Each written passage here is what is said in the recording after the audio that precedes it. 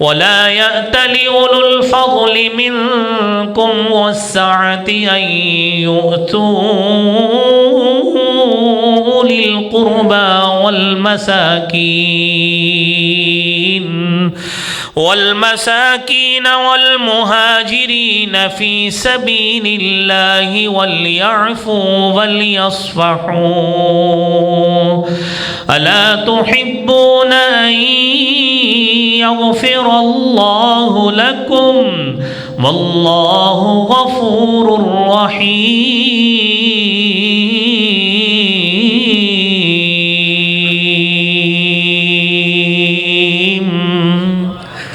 ولا يأتل أولو الفضل، جو اہل فضل ہیں جنہیں اللہ رب العالمین نے مال و دولت سے نوازا ہے، وہ قسم نہ کھائیں، مت قسم کھائیں کہ اگر اللہ رب العالمین نے انہیں مال و دولت سے نوازا ہے اب وہ یہ سوچ لیں کہ اب مساکین، مہاجرین اور فقراء اور ناداروں کو اب مالی معاونت نہیں کریں گے. ہرگز نہیں. اپنی ذاتی پسند ناپسند کو بالائے طاق رکھتے ہوئے اس چیز کو بھول کر اللہ رب العالمین کے لیے فَلْيَعْفُوا وَلْيَصْفَحُوا، عفو درگزر سے کام لیتے ہوئے آپ ان پہ خرچ جاری رکھیں. ابو بکر صدیق رضی اللہ تعالیٰ عنہ جنہوں نے اس بات کا ارادہ کیا تھا کہ میں اب مصطح بن اثاثہ کی مدد نہیں کروں گا، اس آیت کے نازل ہونے کے بعد عفو درگزر سے کام لیتے ہوئے مصطح بن اثاثہ کو اللہ کے لیے معاف کرتے ہوئے اس کا وظیفہ دوبارہ بحال کر دیا. بسم اللہ الرحمن الرحیم. والذی جاء بالصدق وصدق به اولئک هم المتقون. صدق اللہ العظیم. حمد و ثنا، تعریف، حمد، کبریائی اور بڑائی اللہ رب العالمین کی ذات کے لیے. درود و سلام امام کائنات، امام المرسلین، شفیع المذنبین ورحمۃ للعالمین جناب محمد الرسول اللہ صلی اللہ علیہ وآلہ وسلم کی ذات اقدس پر. حضرات محترم، یہ جمادی الثانی کا مہینہ ہے اور اس مہینے کی 22 تاریخ کو رسول اللہ صلی اللہ علیہ وآلہ وسلم کے ممنون سیدنا ابو بکر صدیق رضی اللہ تعالی عنہ، آپ رضی اللہ تعالی عنہ کا یوم وفات ہے. آپ رضی اللہ تعالی عنہ آپ بخوبی واقف ہیں کہ مسلمانوں کے پہلے خلیفہ ہیں، لیکن اس کے ساتھ ساتھ آپ کی شخصیت اس لحاظ سے بھی بڑی پہچان رکھتی ہے، معرفت کی حامل ہے کہ آپ مسلمان مردوں میں سے سب سے پہلے ایمان لانے والے ہیں. آپ مسلمانوں کے لیے، مسلمانوں کے دین کے لیے سب سے اولین اپنا مال قربان کرنے والے ہیں. آپ کی بیٹی سیدہ عائشہ صدیقہ رضی اللہ تعالی عنہا رسول اللہ صلی اللہ علیہ وآلہ وسلم کے عقد نکاح میں بھی تھی، اور آپ ایک نہیں، دو نہیں، 10 مرتبہ زبان نبوت صلی اللہ علیہ وآلہ وسلم سے جنت کی بشارت حاصل کرنے والے بھی ہیں. تو یہ خوش قسمتی یہ آپ رضی اللہ تعالی عنہ ہی کی ہو سکتی ہے. اور آپ کی شخصیت ایسی شخصیت ہے، قبائلی اعتبار سے بات کریں،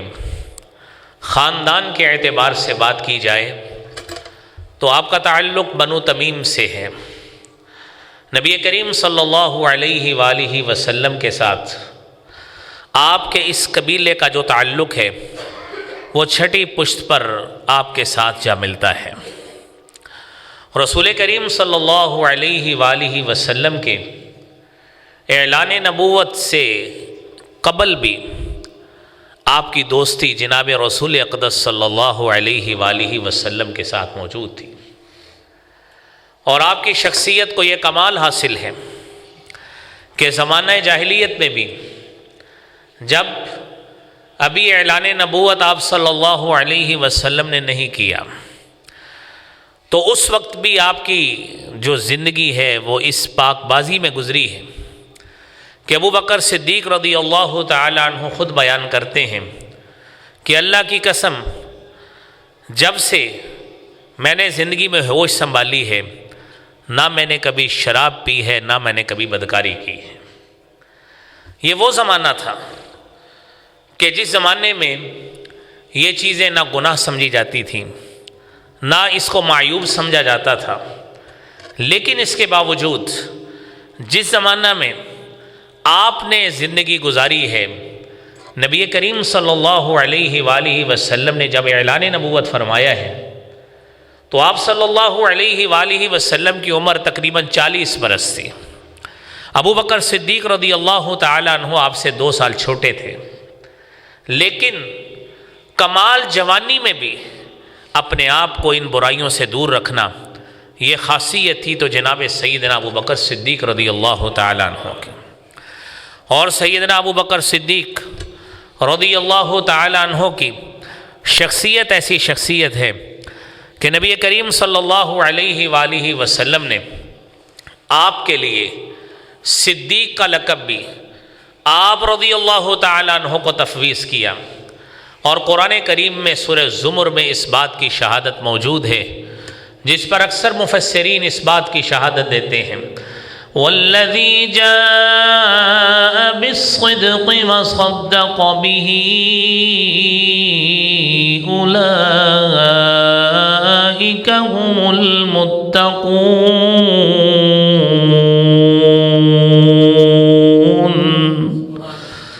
نبی کریم صلی اللہ علیہ وآلہ وسلم آپ حق لے کر آئے، آپ شریعت لے کر آئے، آپ قرآن لے کر آئے، اور آپ علیہ الصلاۃ والسلام خود فرمایا کرتے تھے، الا وانی اوتیت القرآن،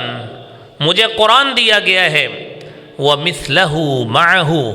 اور اس جیسی اور چیز یعنی حدیث مصطفیٰ صلی اللہ علیہ وسلم بھی دی گئی۔ اور آپ صلی اللہ علیہ وسلم، آپ کی تمام شریعت حق پہ مبنی،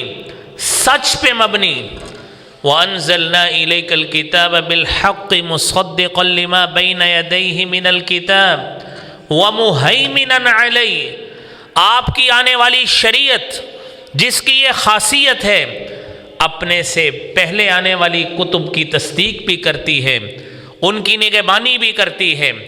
اس بات کی شہادت بھی یہ کتاب پیش کرتی ہے کہ انبیاء کرام جو گزشتہ ہیں، ان پہ نازل ہونے والی شریعت وہ بھی حق اور سچ پہ مبنی تھی۔ یہی حق اور صداقت پہ مبنی شریعت جس نے تصدیق کی، جس کتاب نے کی، اس کو قرآن کہا جاتا ہے۔ قرآن کہتا ہے والذی جاء بالصدق، یہ نبی صلی اللہ علیہ وآلہ وسلم حق لے کر آئے، سچ لے کر آئے، وصدق بہ، اور اس کی تصدیق کرنے والی شخصیت سب سے پہلی ابو بکر صدیق رضی اللہ تعالیٰ عنہ۔ اولئک هم المتقون، یہ متقی لوگ ہیں، یہ پارسا لوگ ہیں۔ اور میرے بھائیو، ابو بکر صدیق رضی اللہ تعالیٰ عنہ کی شخصیت رسول کریم صلی اللہ علیہ وآلہ وسلم نے جب اعلان نبوت کیا ہے، آپ علیہ الصلاۃ والسلام نے اپنے لوگوں کے سامنے اپنی وحی کی بات کو رکھا، اپنی شریعت کی بات کو رکھا، اور اپنے نبوت کے پیغام کو رکھا، اس کی تصدیق کی۔ اور پھر جب 10 نبوی میں روایات کے مطابق آپ صلی اللہ علیہ وسلم کو 10، 11، 12 یا 13 میں جب معراج ہوا ہے، اس کی تصدیق بھی سب سے پہلے سیدنا صدیق اکبر رضی اللہ تعالیٰ عنہ نے کی۔ اور اس کے ساتھ ساتھ ابو بکر صدیق رضی اللہ تعالیٰ عنہ نے جیسے ہی اسلام قبول کیا ہے، آپ کے پاس اس وقت نقدی میں 40,000 درہم موجود تھے۔ ابو بکر صدیق رضی اللہ تعالیٰ عنہ نے وہ 40,000 درہم رسالت مآب صلی اللہ علیہ وآلہ وسلم کی خدمت میں پیش کر دیے کہ یہ قبول کیجئے اور اس کو اپنے لیے، اپنے دین کے لیے، اپنے مشن نبوی کے لیے اور اس راہ حق کے لیے اس کو قبول کر لیجئے۔ نبی کریم صلی اللہ علیہ وآلہ وسلم نے اس مالی قربانی کو ابو بکر صدیق رضی اللہ تعالیٰ عنہ کے لیے قبول بھی کر لیا۔ اور پھر میرے بھائیوں، ابو بکر صدیق رضی اللہ تعالیٰ عنہ یہ وہ شخصیت ہیں جن کو نبی کریم صلی اللہ علیہ وآلہ وسلم نے ایک لقب صدیق عطا کیا ہے، ایک لقب عتیق عطا کیا ہے، اور عتیق لقب اس وجہ سے عطا کیا کہ آپ رضی اللہ تعالیٰ عنہ کو جہنم کی آگ سے آزادی کی بشارت بھی رسول اقدس صلی اللہ علیہ وسلم نے دی، اور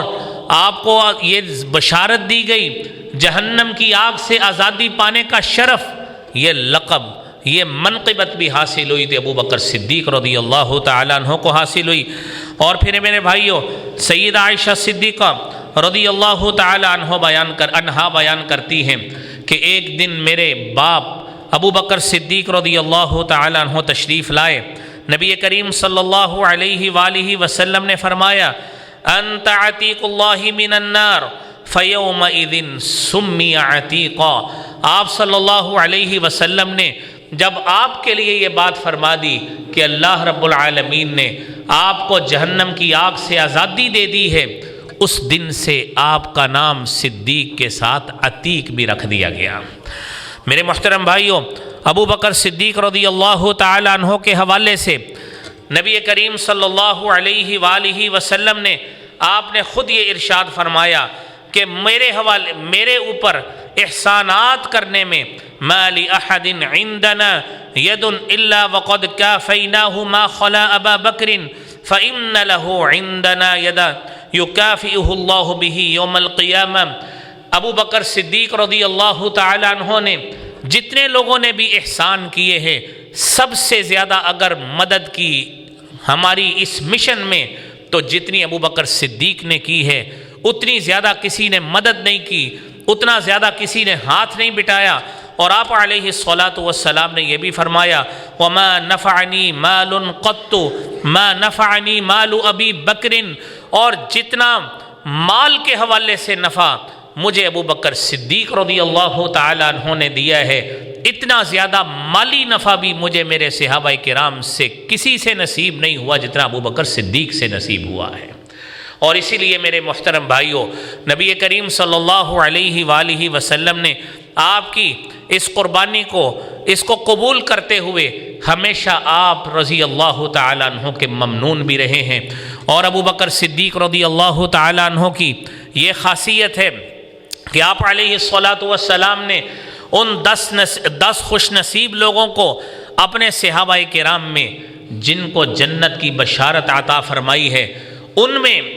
اولین، سب سے اول اور فور موسٹ آدمی آپ کے یہی یار غار ابو بکر صدیق رضی اللہ تعالیٰ عنہ ہیں۔ آپ علیہ الصلاۃ والسلام نے ان کو جنت کی اس لحاظ سے بھی بشارت دی۔ اور ایک بڑی اہم حدیث جو اس حوالے سے آپ نے اکثر سنی بھی ہوگی، صحیح مسلم کی 1018 نمبر حدیث ہے۔ ابو ہریرہ رضی اللہ تعالیٰ عنہ حدیث بیان کرتے ہیں، نبی کریم صلی اللہ علیہ وآلہ وسلم ایک دن اپنے صحابہ کرام میں بیٹھے ہیں، ان سے مخاطب ہوئے، فرماتے ہیں من اصبح منکم اليوم صائما، میرے صحابہ بتائیے آپ میں سے آج کون شخص ہے جو روزے دار ہے؟ فقال ابو بکر انا یا رسول اللہ کے رسول صلی اللہ علیہ وسلم میں۔ آپ نے دوسرا سوال کیا من اطعم منکم اليوم مسکینا، آج کسی مسکین کو کھانا کس نے کھلایا ہے؟ ابو بکر صدیق کہتے ہیں اللہ کے رسول صلی اللہ علیہ وسلم میں نے۔ آپ نے تیسری بات کہی من تبع منکم اليوم جنازۃ، آج میرے صحابہ میں کون شخص ہے جس نے آج کسی کا جنازہ پڑھا ہو؟ ابو بکر صدیق کہتے ہیں اللہ کے رسول صلی اللہ علیہ وسلم میں نے۔ آپ نے چوتھی بات کہی من عاد اليوم مریضا، آپ میں سے کون شخص ہے جس نے آج کسی بیمار کی بیمار پرسی کی ہو؟ ابو بکر صدیق ہی تھے جن کا ہاتھ چوتھی مرتبہ بھی اٹھا اللہ کے رسول صلی اللہ علیہ وسلم میں نے۔ رسالت مآب صلی اللہ علیہ وآلہ وسلم فرماتے ہیں مجتمعنا فی امرئ الا دخل الجنہ، جس شخص میں یہ چاروں صفات پائی جائیں گی اللہ کریم اسے جنت عطا فرمائیں گے۔ اور یہ خاصیت بھی جناب سیدنا ابو بکر صدیق رضی اللہ تعالیٰ عنہ ہی کی قسمت میں آئی۔ میرے محترم بھائیوں، یہی ابو بکر صدیق ہیں کہ جنہوں نے جنت کی بشارت پانے کے حوالے سے رسول اکرم صلی اللہ علیہ وسلم کی جس طرح مالی لحاظ سے ابتدا میں بھی مدد کی، اور آپ نے آخر میں یہ بات زندگی میں کہی تھی کہ جتنا مال ابو بکر کے مال نے مجھے فائدہ دیا ہے مالی اعتبار سے، کسی اور کے مال نے فائدہ نہیں دیا۔ اس میں وہ مت بھولیے گا وہ واقعہ جو غزوہ تبوک کے حوالے سے کتب احادیث میں بھی کتب سیرت میں بھی موجود ہے کہ جب آپ صلی اللہ علیہ وسلم نے جیش الاسرہ ترتیب دیا ہے اور آپ نے تبوک کے لیے اپنے سولجرز کو تیار کیا ہے، مجاہدین کو تیار کیا ہے، سارے صحابہ کرام اپنے اپنے تئیں محنت کر کے اپنے اپنے طور پہ اپنا فنڈ اور اپنی خدمت اللہ کے رسول صلی اللہ علیہ وسلم کے سامنے پیش کر رہے ہیں کہ ہمارا مال بھی جہاد کے لیے اللہ کے دین کی سربلندی کے لیے لگ جائے۔ مختلف صحابہ کرام مال لا رہے ہیں۔ سیدنا عمر فاروق رضی اللہ تعالی عنہ انہوں نے بھی سوچا کہ آج نیکی کے حوالے سے ابو بکر ہمیشہ مجھ سے آگے نکل جاتے ہیں، آج میں نیکی کے حوالے سے ابو بکر کو آگے نہیں نکلنے دوں گا۔ اپنا آدھا مال گھر کا سمیٹا، اللہ کے رسول صلی اللہ علیہ وآلہ وسلم کی خدمت میں پیش کر دیا۔ آپ نے مال کو قبول کیا۔ ابو بکر صدیق بھی آئے۔ ابو بکر صدیق نے اپنے گھر کا سارا مال لیا، اللہ کے رسول صلی اللہ علیہ وآلہ وسلم کی خدمت میں پیش کر دیا۔ آپ صلی اللہ علیہ وسلم مخاطب ہوئے، یا ابا بکر، ابو بکر بتائیے گھر میں کیا چھوڑ کے آئے ہوں؟ کہنے لگے حب اللہ و حب رسولہ، اللہ کی محبت اور اس کے رسول کی محبت کو چھوڑ آیا ہوں، باقی سارا آپ کے قدموں میں نچھاور کر دیا۔ میرے محترم بھائیوں، یہ وہ قربانیاں ہیں۔ آپ تصور کریں کہ ہم جتنے لوگ ہیں، ہمیں یہ جو اسلام کی دولت ملی ہے، ہم نے اس کے لیے نہ کبھی خون بہایا ہے، نہ ہم نے کوئی اتنی بڑی قربانیاں دی ہیں۔ اور یہ وہ لوگ ہیں کہ رسول اکرم صلی اللہ علیہ وآلہ وسلم نے ابتدائی زمانہ میں جب مکی زندگی ہوا کرتی تھی، نبی کریم صلی اللہ علیہ وسلم کے ساتھ آپ کا ساتھ ہوتا تھا۔ جہاں پہ رسول اکرم صلی اللہ علیہ وسلم، وہیں پہ صدیق اکبر رضی اللہ تعالی عنہ، آپ کا اتنا اہم ساتھ، ہمیشہ آپ کے ساتھ رہنا۔ تصور کیجئے کیسا وہ وقت ہوگا جب آپ خانہ کعبہ میں عبادت میں مصروف تھے اور کفار میں سے، قریشیوں میں سے کسی نے جانور کی غلاظت لا کے آپ صلی اللہ علیہ وسلم پر سجدے کی کیفیت میں رکھ دی۔ اور آپ تصور کریں ابو بکر صدیق رضی اللہ تعالیٰ عنہ آگے گئے، ابو بکر صدیق کو مارا پیٹا گیا، آپ مار کھاتے کھاتے اپنے دوست کے لیے، یار کے لیے بے ہوش ہو گئے، گھر لے جایا گیا، بے سدھ پڑے ہیں۔ جیسے ہی ہوش آتی ہے سب سے پہلے یہ پوچھتے ہیں میرے دوست جناب محمد الرسول اللہ صلی اللہ علیہ وسلم کی کیا کیفیت ہے۔ آپ تصور کریں آج ہمارے گھر میں ہم میں سے کسی شخص کو، کسی بھائی کو، کسی عزیز کو اس طرح کی حالات کی سختیاں اس کو جھیلنا پڑے تو ہم اپنے تصور میں آ کر کسی اور دوست کا حال پوچھتے ہوں، اپنا حال کو پیچھے کرتے ہوئے، اپنے آپ کو ترجیح نہ دیتے ہوئے،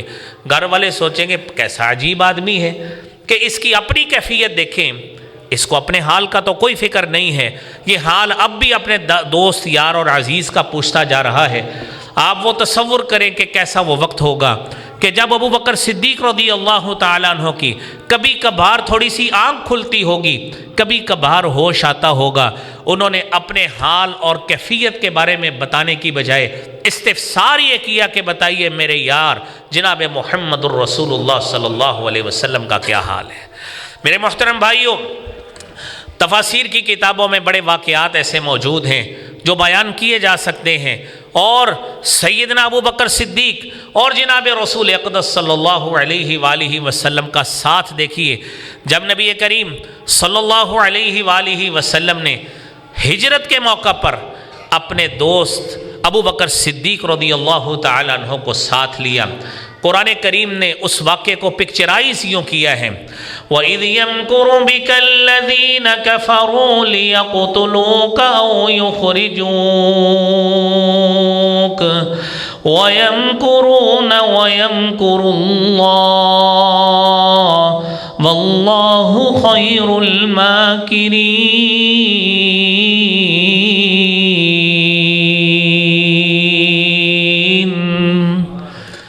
اِذْ يَمْكُرُ بِكَ الَّذِينَ كَفَرُوا، کافر اپنے طور پہ سازش کے جال بن رہے ہیں،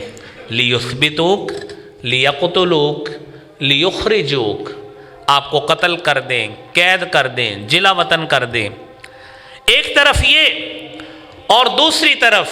سیدنا ابو بکر صدیق رضی اللہ تعالی عنہ نبی کریم صلی اللہ علیہ وآلہ وسلم کے رفیق سفر بنتے ہیں، آپ علیہ الصلاۃ والسلام کے ساتھ ہوتے ہیں۔ قرآن کریم اس واقعے کو بیان کرتا ہے، إِلَّا تَنْصُرُوهُ فَقَدْ نَصَرَهُ اللَّهُ إِذْ أَخْرَجَهُ الَّذِينَ كَفَرُوا ثَانِيَ اثْنَيْنِ إِذْ هُمَا فِي الْغَارِ إِذْ يَقُولُ لِصَاحِبِهِ لَا تَحْزَنْ إِنَّ اللَّهَ مَعَنَا۔ اللہ رب العالمین نے سیدنا ابو بکر صدیق رضی اللہ تعالیٰ عنہ کو آپ علیہ الصلاۃ والسلام کا ساتھی بنایا، آپ کا رفیق بنایا، آپ کا سفر کا ساتھی بنایا، آپ کا حضر کا ساتھی بھی بنایا، اور جا کے غار ثور میں پناہ لیتے ہیں۔ اور قرآن کریم نے اس واقعے کو بیان کیا کہ اللہ رب العالمین کی یہ مدد شامل حال تھی۔ اذ اخرجہ الذین کفروا ثانی اثنین اذ ہما فی الغار، غار میں دونوں ساتھی، اللہ کے نبی صلی اللہ علیہ وسلم موجود، اللہ کے نبی کے ساتھی، یار غار، آپ کے دوست، آپ کے رفیق سیدنا ابو بکر صدیق رضی اللہ تعالی عنہ بھی موجود۔ اور کیفیت کیا ہے؟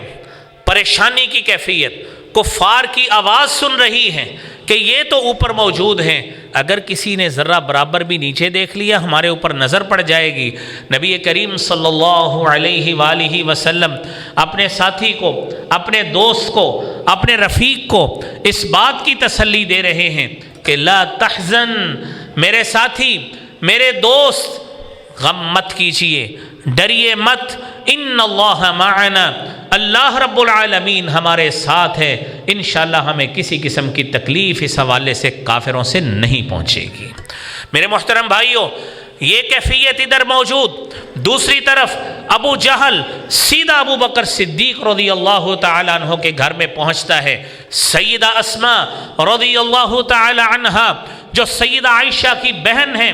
ان سے ملتا ہے، ان سے بات ہوتی ہے۔ اس نے یہ نہیں پوچھا کہ بتائیے اللہ کے نبی کدھر ہیں، پوچھنا کیا ہے، بتائیے تیرا باپ کدھر ہے۔ اس کو علم تھا کہ جہاں پہ یہ باپ ہوگا، اسماء کا باپ جہاں پہ ہوگا، عائشہ کا باپ ہوگا، وہیں پہ محمد الرسول اللہ صلی اللہ علیہ وسلم بھی۔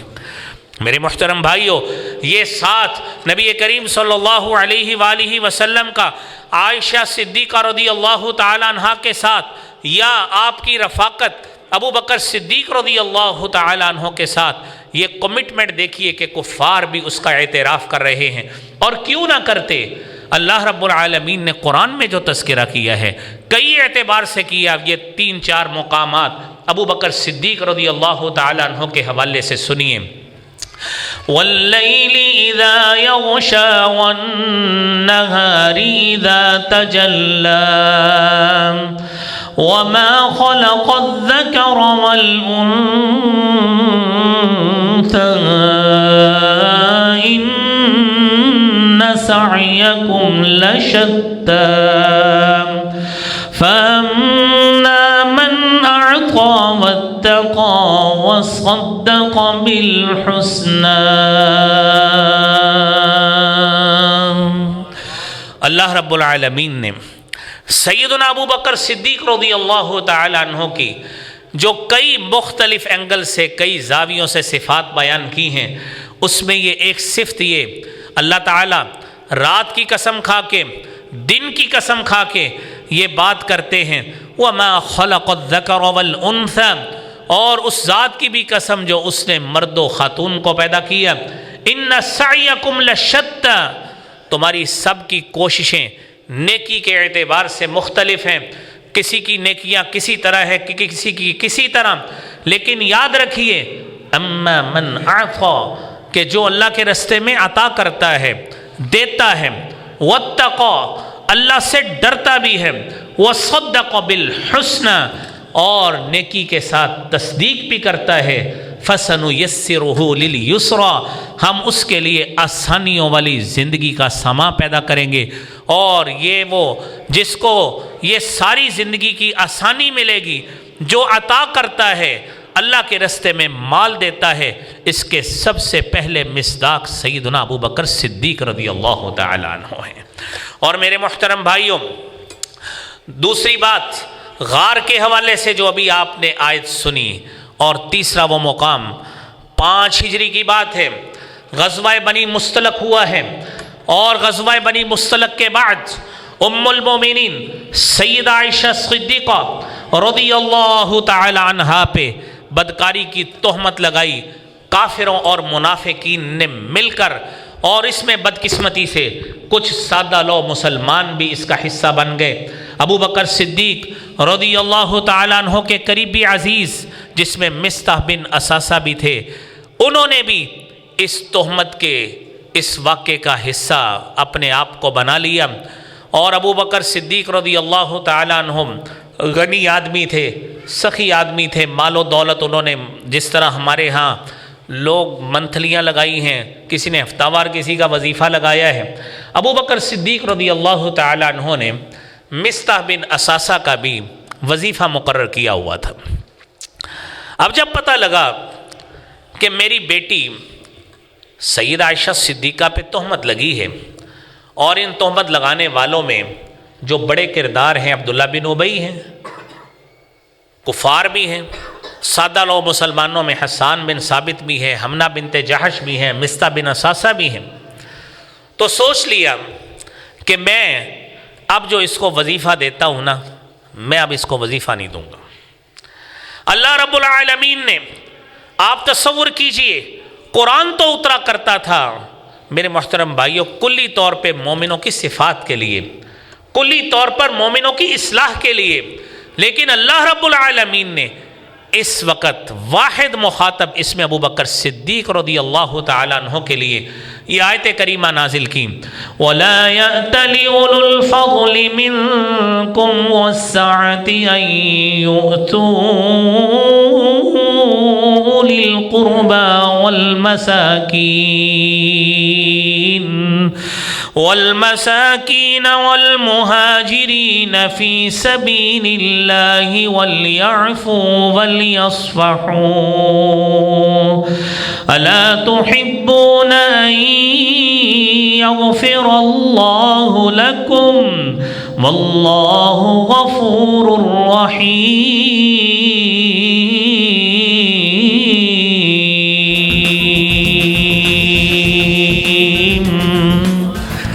وَلَا يَأْتَلِ أُولُو الْفَضْلِ، جو اہل فضل ہیں، جنہیں اللہ رب العالمین نے مال و دولت سے نوازا ہے، وہ قسم نہ کھائیں، مت قسم کھائیں کہ اگر اللہ رب العالمین نے انہیں مال و دولت سے نوازا ہے، اب وہ یہ سوچ لیں کہ اب مساکین، مہاجرین اور فقراء اور ناداروں کو اب مالی معاونت نہیں کریں گے۔ ہرگز نہیں۔ اپنی ذاتی پسند ناپسند کو بالائے طاق رکھتے ہوئے اس چیز کو بھول کر اللہ رب العالمین کے لیے فَلْيَعْفُوا وَلْيَصْفَحُوا، عفو درگزر سے کام لیتے ہوئے آپ ان پہ خرچ جاری رکھیں، ابو بکر صدیق رضی اللہ تعالیٰ عنہ جنہوں نے اس بات کا ارادہ کیا تھا کہ میں اب مصطح بن اثاثہ کی مدد نہیں کروں گا، اس آیت کے نازل ہونے کے بعد عفو درگزر سے کام لیتے ہوئے مصطح بن اثاثہ کو اللہ کے لیے معاف کرتے ہوئے اس کا وظیفہ دوبارہ بحال کر دیا۔ آج دنیا میں میرے بھائیوں آپ تصور کریں، کوئی شخص کسی کی بیٹی پر اس طرح کی تہمت لگائے تو دنیا میں سب سے پہلی سزا کہتے ہیں جی اس کو ہم قتل کرنا ہے، اس شخص کو زندہ رہنے کا کوئی حق نہیں ہے، یہ دنیا داری ہے، دنیا میں لوگ یہ کرتے ہیں۔ ابو بکر صدیق بھی دنیا میں ہی رہتے تھے، ابو بکر صدیق بھی وہ بھی اسی دنیا کے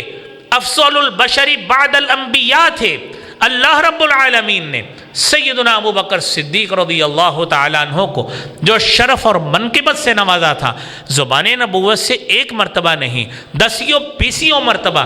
جنت کی بشارت حاصل کی، لیکن جب ذاتی پسند ناپسند کی باری آئی، غصے میں آ کر ایک بات کہہ دی، اللہ نے قرآن نازل کیا، فوری طور پر اپنی بات سے رجوع کرتے ہوئے دوبارہ اس کا وظیفہ بحال کر دیا، جو کمی بیشی وہ بھی پوری کی، اللہ سے معافی مانگی، عفو درگزر سے کام لیا۔ میرے محترم بھائیوں، یہ کردار اپنانے کی ضرورت ہے جو ایک مسلمان کو چاہیے کہ اپنی زندگی کا حصہ بنائے۔ آج دنیا میں ذاتی پسند ناپسند کی بنا پر رشتے بھی ٹوٹتے ہیں، لین دین کے جھگڑوں پر قتل بھی ہوتے ہیں، اور اس طرح کے مسائل پر خاندان میں ایسے تفرقات بڑھتے ہیں اور ایسے مسائل بڑھتے ہیں کہ اس بنا پہ انسان ایک دوسرے سے ایسی کنارہ کشی اختیار کرتا ہے، ایسی پہلو تہی اختیار کرتا ہے کہ دوسرے کو 1 دن کیا 7 دن کیا مہینوں کیا سالوں کیا اس کو یہ تڑی لگاتا بھی نظر آتا ہے کہ اب میرے مرنے کے بعد میرا منہ بھی مت دیکھنا، تو نے ہمارے خلاف، ہمارے خاندان کے فلاں فرد کے خلاف یہ بات کی ہے، فلاں فرد کے خلاف یہ بات کی ہے۔ یہ دنیا ہے میرے بھائیوں، دنیا میں اونچ نیچ ہوتی ہے۔ ابو بکر صدیق رضی اللہ تعالیٰ عنہ کی سیرت اور کردار اس بات کی غمازی کرتا ہے کہ جہاں پہ ہم تذکرہ سننا چاہتے ہیں وہیں پہ ابو بکر صدیق کا کردار بھی اپنائیے۔ دین کے لیے، اپنے بھائی کے لیے، اپنے دوست کے لیے، اپنے عزیز کے لیے اپنا جسم بھی قربانی کے لیے پیش کیا جاتا ہے، مشقت کے لیے اپنے آپ کو پیش کیا جاتا ہے، اور پھر مالی قربانی کے لیے بھی اپنے آپ کو پیش کیا جاتا ہے۔ اس دین پہ چلتے ہوئے آپ پر، آپ کے خاندان پہ مختلف طرح کے مصائب بھی آتے ہیں، انگلیاں بھی اٹھتی ہیں، طرح طرح کے الزام بھی لگتے ہیں، ان کو بھی برداشت کیا جاتا ہے۔ یہ میرے بھائیو ابو بکر صدیق رضی اللہ تعالیٰ عنہ کی سیرت ہمیں اس بات کا سبق دیتی ہے، درس دیتی ہے۔ اور ابو بکر صدیق رضی اللہ تعالیٰ عنہ کے حوالے سے نبی کریم صلی اللہ علیہ وآلہ وسلم نے اپنی زبان اقدس سے جو فضائل و مناقب بیان کیے، 2-4 احادیث آپ سماعت فرمائیں۔ غزوہ ذات السلاسل کی بات ہے، سیدنا عمر بن عاص رضی اللہ تعالیٰ عنہ بیان کرتے ہیں، صحیح بخاری کی 3875 نمبر حدیث ہے، کہتے ہیں نبی کریم صلی اللہ علیہ وآلہ وسلم ایک لشکر کے ساتھ موجود تھے، میں آپ کے پاس آیا اور میں نے پوچھا ای الناس احب الیک، یا رسول اللہ صلی اللہ علیہ وآلہ وسلم ای الناس احب الیک، لوگوں میں سے سب سے محبوب ترین آپ کے نزدیک کون شخص ہے؟ نبی کریم صلی اللہ علیہ وآلہ وسلم نے فرمایا عائشہ، لوگوں میں سب سے زیادہ محبوب جس سے مجھے پیار ہے، جو مجھے پسند ہے، وہ عائشہ صدیقہ رضی اللہ تعالی عنہا ہے۔ میں نے پوچھا اللہ کے رسول صلی اللہ علیہ وسلم من الرجال، مردوں میں سے بتائیے، یہ تو خواتین میں سے ہیں۔ فرمایا ابوہا، مردوں میں مجھے سب سے زیادہ جس شخصیت سے محبت ہے، پیار ہے، وہ عائشہ صدیقہ رضی اللہ تعالی عنہا کے باپ ابو بکر صدیق رضی اللہ تعالی عنہ ہیں۔ اور فرماتے ہیں ثم من، اللہ کے رسول صلی اللہ علیہ وسلم ابو بکر صدیق کے بعد آپ کو کون سا شخص زیادہ پسند ہے؟ فرماتے ہیں عمر بن الخطاب، خطاب کا بیٹا عمر فاروق رضی اللہ تعالی عنہ۔ فعد رجالا، کئی لوگ گنوائے، یہ 2 کا تذکرہ میرے بھائیوں اس حدیث میں موجود۔ اور نبی کریم صلی اللہ علیہ وآلہ وسلم نے ابو بکر صدیق رضی اللہ تعالی عنہ کے لیے جو اور الفاظ سب سے افضل ترین مخلوق میں بہترین شخص ابو بکر صدیق، اس حوالے سے فرمایا، صحابی بیان کرتے ہیں ابو درداء رضی اللہ تعالی عنہ، رآنی رسول اللہ صلی اللہ علیہ وآلہ وسلم وانا امشی بین یدی ابی بکر، اللہ کے رسول صلی اللہ علیہ وسلم نے مجھے دیکھا چلتے ہوئے، وانا امشی بین یدی ابی بکر، میں سیدنا ابو بکر صدیق رضی اللہ تعالی عنہ سے آگے آگے چل رہا تھا۔ جب میں آگے آگے چل رہا تھا تو نبی کریم صلی اللہ علیہ وسلم نے آپ نے روک کے کہا، ابو درداء بات سنو، لما تمشی امام من هو خیر منک، اس شخص سے آگے کیوں چل رہے ہو جو آپ سے بہتر ہے، جو آپ سے جس کا مرتبہ زیادہ ہے، جس کی عظمت اور رتبہ اور سٹیٹس زیادہ ہے، اس سے آگے کیوں چل رہے ہو؟ آپ نے خود فرمایا، ان ابا بکر خیر من طلعت علیہ الشمس وغربت، دنیا میں جس پہ بھی سورج پڑتا ہے، جہاں پہ بھی سورج غروب ہوتا ہے، ان سب میں بہترین شخصیت، سب سے اعلیٰ شخصیت، عظمت والی شخصیت اگر کوئی شخصیت ہے تو وہ ابو بکر صدیق رضی اللہ تعالیٰ عنہ ہے۔ میرے بھائیوں، اس کے بعد ابو بکر صدیق رضی اللہ تعالیٰ عنہ کے حوالے سے نبی کریم صلی اللہ علیہ وآلہ وسلم نے فرمایا، الا انی ابرأ الی کل خلیل من خلتہ، میں کوئی بھی خلیل اور دوست رکھنے سے بری ہوں، وَلَوْ كُنْتُ مُتَّخِذًا خَلِيلًا، اگر مجھے کوئی دوست بنانا ہوتا لَاتَّخَذْتُ أَبَا بَكْرٍ خَلِيلًا، تو اس کا سب سے زیادہ اگر کوئی حقدار تھا تو جناب سیدنا ابو بکر صدیق رضی اللہ تعالیٰ عنہ تھے۔ میں ان کو خلیل بناتا، ان کو دوست بناتا، ان کو اپنے پاس سب سے زیادہ دوستی کا حقدار ان کو گردانتا۔ میرے بھائیوں، اس حوالے سے دسیوں نہیں، بیسیوں نہیں، سینکڑوں احادیث اور واقعات موجود ہیں، چند آپ کے سامنے پیش کیے۔ اگلے جمعے انشاءاللہ نبی کریم صلی اللہ علیہ وآلہ وسلم کی وفات کے بعد ابو بکر صدیق رضی اللہ تعالیٰ عنہ کا کردار اور خلافت کے کچھ اہم واقعات وہ آپ کی خدمت میں پیش کیے جائیں گے۔ ساتھی ذوق اور محبت سے تشریف لائیں، جو سنا ہے اللہ کریم ہمیں واقعتاً سیدنا ابو بکر صدیق رضی اللہ تعالیٰ عنہ سے اسی طرح کا پیار پیدا فرمائے جس طرح ابو بکر کا جناب محمد الرسول اللہ صلی اللہ علیہ وسلم کے ساتھ تھا۔ اللہ کریم ہم سب کو ابو بکر صدیق، عمر فاروق، خلفائے راشدین، صحابہ کرام کی سچی محبت نصیب فرمائے۔ وآخر دعوانا ان الحمد للہ رب العالمین۔